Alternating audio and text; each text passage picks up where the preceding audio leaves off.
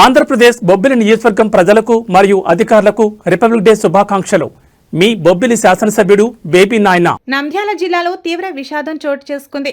Gun misfire కావడంతో AR constable మృతి చెందాడు.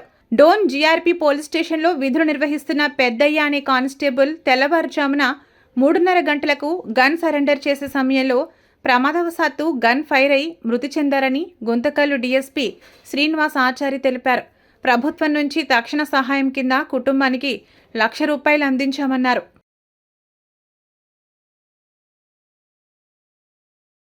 ద్రోణాచలం జీఆర్పీ ఓపీలో అనుకోని సంఘటన ఒకటి చోటు చేసుకున్నది. పి పెద్దయ్య జీఆర్పీలో కానిస్టేబుల్గా పనిచేస్తున్నారు. ఆయన 1995 సంవత్సరం ఏపీఎస్పీ కానిస్టేబుల్. 1995 సంవత్సరంలో చేరిన తర్వాత 2017లో ఏపీఎస్ నుంచి ఏఆర్కి కన్వర్షన్ రావడం జరిగింది. ఎస్సీఆర్ సిపిల్లో పనిచేస్తూ అక్కడి నుంచి డెప్యుటేషన్ మీద జీఆర్పీఆర్కి వచ్చారు. అప్పటి నుంచి ద్రోణాచలం జీఆర్పీ ఓపీలో డ్యూటీలు నిర్వహిస్తున్నారు. నిన్న రాత్రి హుబ్లీ విజయవాడకు వెళ్ళేటట్టు బస్సులో గుంతకాల నుంచి ద్రోణాచలం వరకు డ్యూటీ చేసి తిరిగి వచ్చారు.